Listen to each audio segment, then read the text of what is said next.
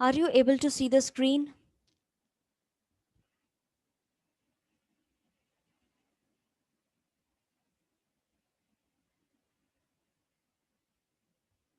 क्या आप स्क्रीन देख पा रहे हैं?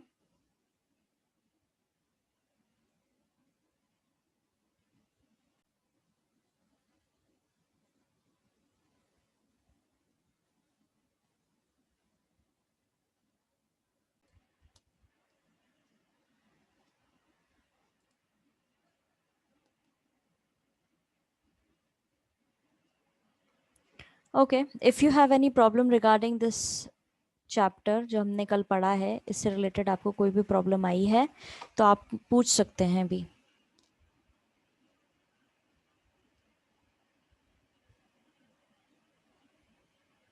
किसी को कोई प्रॉब्लम आई है तो पूछ लो।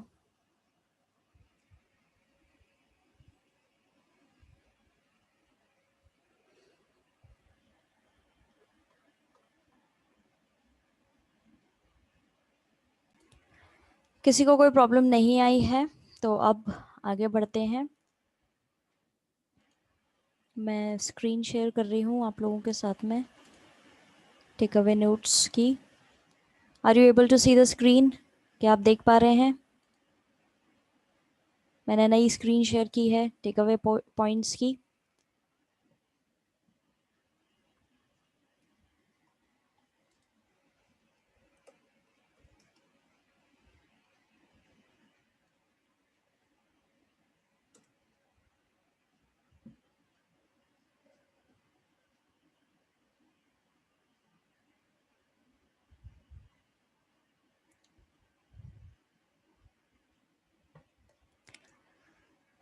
ओके,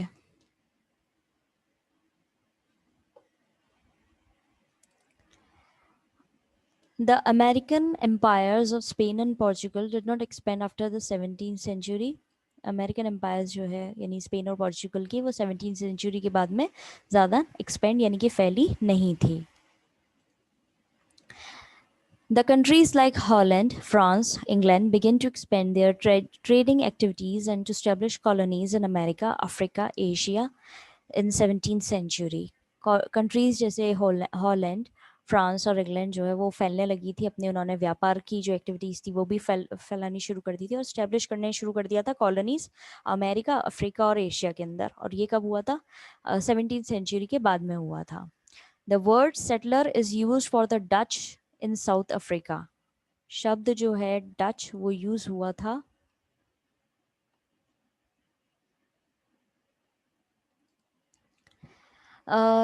जो साउथ अफ्रीका, ये सेटलर वर्ड का यूज़ किया गया था साउथ अफ्रीका के अंदर, ठीक है। डच लोगों के लिए, ब्रिटिशर्स के लिए यूज़ हुआ था आयरलैंड में, और न्यूजीलैंड, ऑस्ट्रेलिया और यूरोपियंस के लिए यूज़ हुआ था अमेरिका के अंदर। Okay, we have a query from Tanisha. आप जो पॉइंट सेंड कर रहे थे वो ओपन नहीं हो रहे हैं, तो इसके लिए आपका जो पर्टिकुलर टेक्निकल डिपार्टमेंट है, आप वहाँ पे इस चीज़ के लिए क्वेश्चंस रेज कर सकते हैं कि आपकी ऐप जो है उसके अंदर आपके जो भी अपलोड किए जाते हैं डॉक्यूमेंट्स वो खुल नहीं रहे हैं, ठीक है। डाउनलोड अगर हो रहे हैं और ओपन बिल्कुल ही नहीं हो रहे हैं या डाउनलोड ही नहीं हो रहे, तब तो उनका मैटर है। ओपन नहीं हो रहे हैं तो इसके लिए मैंने सबको सजेस्ट किया था कि MS ऑफिस करके एक एप्लीकेशन होती है, वो आप गूगल प्ले स्टोर से डाउनलोड कर सकते हैं और उसको आप यूज़ कर सकते हैं इंस्टॉल करके, तब आपकी ये जो डॉक्यूमेंट्स हैं सारे ओपन हो जाएंगे। अगर MS ऑफिस अगर आपके फ़ोन में नहीं है तो आप WPS ऑफिस करके भी डाउनलोड कर सकते हैं, बट मैं आपको प्रेफर करूँगी कि आप MS ऑफिस को इंस्टॉल करें, ठीक है। और फिर भी नहीं हो रहा है तो आप मुझसे पूछ लें। ओके, तो हम थे इस पॉइंट पे, द वर्ड सेटलर जो यूज़ किया जाता है कई सारे देशों में अलग अलग लोगों के लिए। Welcome to Tanisha. Okay. The native people led a simple life. They did not claim their rights over land. जो नेटिव लोग थे वो बहुत ही आसान जिंदगी जीते थे, साधारण उनकी लाइफस्टाइल थी और वो अपना हक नहीं जताते थे किसी भी ज़मीन पर। The continent of North America extends from Arctic Circle to the Tropic of Cancer and from the Pacific to the Atlantic Ocean. North America की यहाँ पर जोग्राफिकल दी गई है लोकेशन, आर्टिक सर्कल से ट्रॉपिक ऑफ कैंसर तक फैला हुआ है और पैसिफिक से अटलांटिक ओशन तक फैला हुआ है. The inhabitants of the North America used to live in groups before the advent of Europeans. जो ये नॉर्थ अमेरिका के रहने वाले लोग थे, ग्रुप्स में रहते थे किसके सामने? यूरोपियंस के साथ में. ठीक है. The original inhabitants of North America came from Asia about 30,000 years ago. और जो ओरिजिनल इनहेबिटेंट रहे नॉर्थ अमेरिका की वो करीब 30,000 साल पहले आए थे एशिया से. The inhabitants of North America grew vegetables and maize. They ate fish and meat also. जो inhabitants थे नॉर्थ अमेरिका के वो उगाते थे सब्जियां और मेज, और वो खाते थे फिश और मीट भी. The people of North America believed in substance economy. और नॉर्थ अमेरिका के लोग जो हैं वो substance economy के अंदर बिलीव करते थे. वो ज़्यादा प्रॉफिट में बिलीव नहीं करते थे. जो चल रहा है वो प्रॉपर इतना होना चाहिए कि उनके खुद के रोज की जो चीज़ है वो हो जाए पूरी. उसमें ऐसा नहीं था कि इनको बहुत ज़्यादा प्रॉफिट कमाना, और ये लालच से भरे हुए नहीं थे. People spoke numerous languages, but none of them is available to us in the written form. लोग बाग वहाँ पे कई सारी लैंग्वेजेस बोलते थे, लेकिन कोई सी भी लैंग्वेज जो है हमें रिटन फॉर्म में नहीं मिलती है, वो वाली लैंग्वेजेस जो बोला करते थे. Accounts of historical incidents were recorded by each tribe. अब कई सारे हिस्टोरिकल चीज़ें हुई हैं वहाँ पर, वो हर ट्राइब के द्वारा अपने अपने तरीके से रिकॉर्डेड है. They used to transfer their historical knowledge orally to the next generation. अब वो लोग कैसे ट्रांसफर करते थे ये हिस्टोरिकल इवेंट्स जो हुआ करते थे या हिस्टोरिकल नॉलेज जो उन्होंने इकट्ठी करी थी, वो एक जनरेशन से दूसरी जनरेशन को बस ओरली यानी बोल करके ही पास ऑन कर दिया करते थे. Techniques of the clothes weaving was also known to the inhabitants. और जो कपड़े सिलने की टेक्निक्स होती है वो भी ये लोग जानते थे. ठीक है, इनको आती थी. In 1492, Christopher Columbus discovered the continent of America. 1492 के दौरान क्रिस्टोफर कोलंबस जो है, इन्होंने किस एरिया को ढूंढा था? अमेरिका को ढूंढा था. ठीक है. अभी तक किसी पॉइंट में कोई प्रॉब्लम आई हो तो आप लोग पूछ सकते हैं.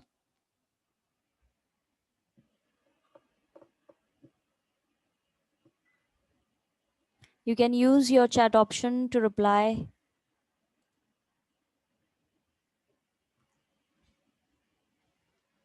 Or you can use your audio.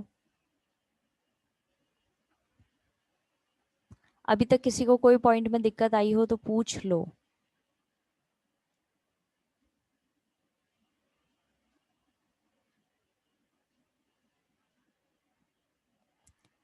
So I suppose किसी को कोई प्रॉब्लम नहीं आई है, तो अब आगे बढ़ते हैं. News of discovery of gold and silver mines in America spread throughout the world. अब अमेरिका के अंदर सोने और चांदी की माइंस ढूंढी गई थी, ये खबर जो है पूरी तरीके से फैल गई थी इंडिया के अमेरिका के अंदर. पूरे वर्ल्ड में जो है ये चीज़ फैल गई थी.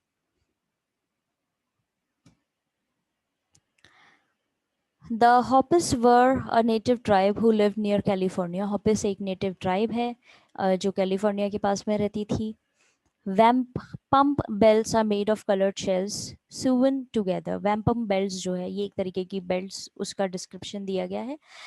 ये बनाई जाती थी और साथ में जोड़ी जाती थी कलर्ड शेल्स, जो अपने आपको समुद्री इलाकों के पास में शेल्स मिल जाता है ना, उसकी बेल्ट थी ये. At the end of 18th century, Canada came into existence. 18th century के एंड में ही कनाडा जो है वो एग्जिस्टेंस में आ गया था, यानी कि कनाडा जो है उसको भी लोग बाग जानने लग गए थे. England had 13 colonies on the eastern coast of America. England ने अपनी 13 कॉलोनीज बसा रखी थी ईस्टर्न कोस्ट ऑफ अमेरिका के अंदर. In the 1840s, the trace of gold were found in the USA in California. 1840 के दौरान गोल्ड जो है वो मतलब उसको डिस्कवर कर लिया गया था यूएसए के अंदर. वो कहाँ पर पाया गया था? कैलिफोर्निया. ठीक है. It led to the gold rush when thousands of Europeans hurried to America in the hope of making a quick fortune. इससे क्या हुआ? गोल्ड रश शुरू हुआ. गोल्ड रश के तहत क्या हुआ? कई सारे हजार यूरोपियंस जो है वो अमेरिका में जाकर के बसने लगे और किस उम्मीद में बसने लगे कि अब वो जो है एक अच्छी ज़िंदगी जी पाएंगे। एक तरीके से वो पैसे के उसमें गए थे कि गोल्ड वहाँ पे मिल रहा है तो हम गोल्ड वहाँ से लाएंगे। It also led to the building of railway lines across the continent, और इसी के बाद में ही जो है वहाँ पे रेलवे लाइन्स बिछाई गई थी पूरे कॉन्टिनेंट में। और वो किसके द्वारा थी? ये यूरोपियंस के द्वारा ही थी। British colonies in America declared a war against England in 1776 to gain independence. जो ब्रिटिश कॉलोनीज बस गई थी अमेरिका के अंदर, जो ब्रिटिशर्स बसे हुए थे, उन्होंने क्या करा? उन्होंने अपनी ही कंट्री इंग्लैंड के खिलाफ एक वॉर डिक्लेयर कर दिया था 1776 के तहत, और वो उनसे आज़ादी चाहते थे। The War of Independence of the Colonies continued till 1783। जो डिक्लेयर किया गया था वो वॉर, वो था 1776 के दौरान, और ये वॉर चलता रहा 1783 तक। In 1860 the USA had an undeveloped economy। अब यूएसए की एक 1860 के दौरान इकोनॉमी खराब थी। In 1890s it was the leading industrial power in the world। और 1890 यानी 20 साल बाद, 30 साल बाद ही जो है ये एक डेवलप्ड नेशन के तौर पे, इंडस्ट्रियल पावर के नेशन पे देखा जाने लगा था। यानी इस पीरियड में इन्होंने काफ़ी अच्छा डेवलपमेंट किया था। Invention of barbed wire in 1873 brought out revolution in American agriculture.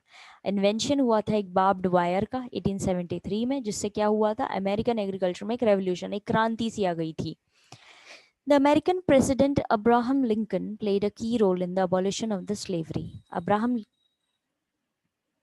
Abraham Lincoln जो प्रेसिडेंट रहे हैं अमेरिका के, उन्होंने बहुत इंपॉर्टेंट रोल प्ले किया है अबॉलिशन ऑफ स्लेवरी, यानी कि स्लेवरी को बिल्कुल हटाने में। यानी गुलामी का जो इनका एक दौर चला था इनके कंट्री के अंदर, जब गुलाम हुआ करते थे, उस चीज़ को हटाने में इन्होंने बहुत इंपॉर्टेंट रोल प्ले किया है।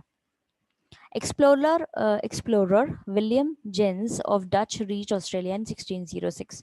अब एक एक्सप्लोरर थे, डच एक्सप्लोरर थे, वो ऑस्ट्रेलिया में पहुंचे 1606 में। A.J. Tasman followed the route of William Jones and named Tasmania after his name। ऐसे ही एक और फॉलोवर थे A.J. तस्मान, इन्होंने तो एक एरिया को अपने नाम पर ही उस कंट्री का नाम दे दिया, तस्मानिया। A.J. तस्मान डिस्कवर्ड न्यूजीलैंड, और बाद में इन्होंने न्यूजीलैंड को भी डिस्कवर किया है। Another British explorer, James Cook, reached the island of Botany Bay in 1770 and named its New South Wales। दूसरे ब्रिटिश एक्सप्लोरर थे जेम्स कुक, ये पहुंचे थे बॉटनी बे 1770 में, और इसको उन्होंने नाम दिया न्यू साउथ वेल्स। अब अगर आप देख सकते हैं इन पॉइंट्स के तहत, आपको ये समझ में आएगा कि जो जो जहाँ जहाँ पहुंचता जा रहा था, ब्रिटिशर्स ही जो थे अधिकतर वो ही पहुंच रहे थे, वो अपने अपने नामों पर दे रहे थे या अपने अपने हिसाब से जगहों को नाम दे रहे थे, जिस तरीके से वो डिस्कवर कर रहे थे अलग अलग जगहों को, और कुछ जो है वो वहाँ पे बस भी रहे थे। In Australia economic prosperity of mining industry played a crucial role. Australia के अंदर इकोनॉमिक प्रोस्पेरिटी कब आई? माइनिंग इंडस्ट्री जो थी उससे आई, और वो इम्पॉर्टेंट रोल प्ले करती है। यानी वहाँ पे माइंस जो थी उनको लेकर के इंडस्ट्री सेटअप की गई, और उससे वहाँ के देश की इकोनॉमी सुधरी। Canberra was declared the capital of Australia in 1911। Canberra जो है उसको ऑस्ट्रेलिया की कैपिटल के तौर पर डिक्लेयर कर दिया गया। सिडनी, कई बार जो लोग हैं वो कंफ्यूज हो जाते हैं और ऑस्ट्रेलिया की कैपिटल जो है सिडनी समझने लग जाते हैं, लेकिन ऑस्ट्रेलिया की कैपिटल जो है वो कैनबेरा है। और कैनबेरा किससे डिराइव हुआ था नाम, हमने वो भी पढ़ा था चैप्टर के अंदर। The process of economic development enhanced with rearing of merino sheep. और इकोनॉमिक डेवलपमेंट जो है वो क्या, किससे ये प्रोसेस जो है किससे इम्प्रूव हुआ था, किससे इनहेंस्ड हुआ था? मेरिनो शीप जो है उससे इम्प्रूव हुआ था। अब कुछ इंपॉर्टेंट टर्म्स है इस चैप्टर के अंदर। पहली है colonial, belonging to a country that controls another country. Colonial का मतलब होता है एक कंट्री जो कंट्रोल करती है दूसरी कंट्रीज को, कंट्रोल करती है, उसकी को बिलोंग करती है। Oral history, to write history or to dictate others so that it could have been recorded। Oral history का मतलब है यहाँ पर आप हिस्ट्री को लिख रहे हैं या आप डिक्टेट कर रहे हैं अपनी जनरेशन से दूसरी जनरेशन को, एक तरीके से उनको ज्ञान देने के तौर पर, ठीक है, पास ऑन करने के तौर पर। Native citizens of the colonised country, जो सिटीजन्स रहते थे कोलोनाइज्ड कंट्रीज के अंदर, उनको उनके लिए बोला जाता है natives. The Hopis are the California's native tribes. अब हॉपिस जो है उस ट्राइब के लोग कैलिफोर्निया के नेटिव्स के तौर पे जाने जाते हैं। Substance economy, it means to produce as much as required for the fulfillment of their basic necessities। उतना ही प्रोड्यूस करना जितनी आपकी बेसिक नेसेसिटीज हैं, उसको बोलते हैं सबसिस्टेंस इकोनॉमी। फिर है settler, people who settle at a place of which they are not inhabitants. वो सेटलर उन लोगों के लिए बोला जाता है जो दूसरे देश से आकर के कहीं और पे सेटल हो जाते हैं। Wampum belt, belt made of coloured shells, एक तरह की बेल्ट होती है जो कलरफुल शेल से बनाई जाती है। Indigenous people, people belonging naturally to a place, वो लोग जो पर्टिकुलरली एक प्लेस को बिलोंग करते हैं। Multiculturalism, a policy that implies a treatment of equality of the cultures of native Europeans and Asian immigrants. ये बेसिकली उस पॉलिसी के लिए बोला जाता है जहाँ पे इक्वली देखा जाता है सारे लोगों को, और उनके अंदर आते हैं नेटिव यूरोपियंस और एशियन इमिग्रेंट्स, सबको इक्वली ट्रीट करना। Terra nullius, a policy that implies recognizing no one's right over a given piece of land. ये वो पॉलिसी थी जो ऑस्ट्रेलिया के अंदर अपनाई गई थी जिसमें ये बोला गया था किसी एक व्यक्ति का हक नहीं है किसी पर्टिकुलर ज़मीन पर। तो ये थी आपकी इंपॉर्टेंट टर्म्स और आपके टेक अवे पॉइंट्स। अगर आपको कुछ प्रॉब्लम आई है तो आप लोग अभी भी पूछ सकते हैं।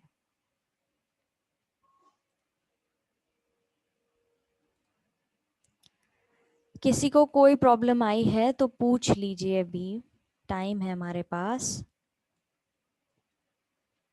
कोई पॉइंट समझ नहीं आया या कोई टॉपिक समझ में नहीं आया इस चैप्टर से related?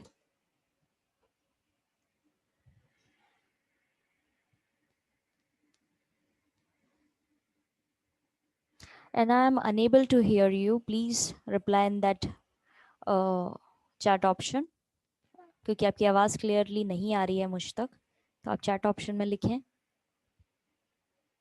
Tanisha, you can also use that chat option. Okay, I got the reply of Anna. What about Tanisha?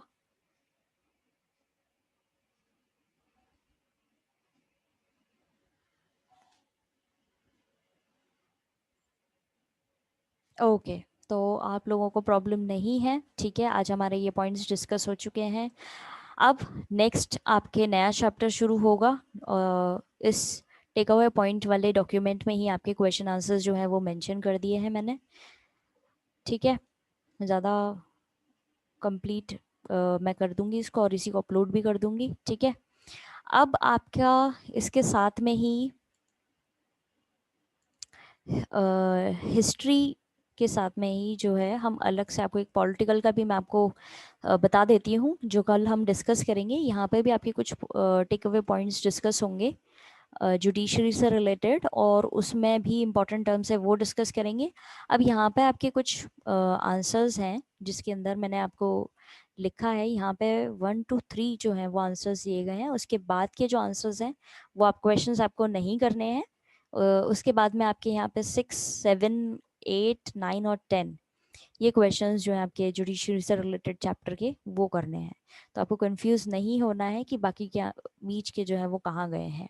ये मैंने आपको जुडिशरी की नॉलेज दी है। अब वापस आते हैं अपने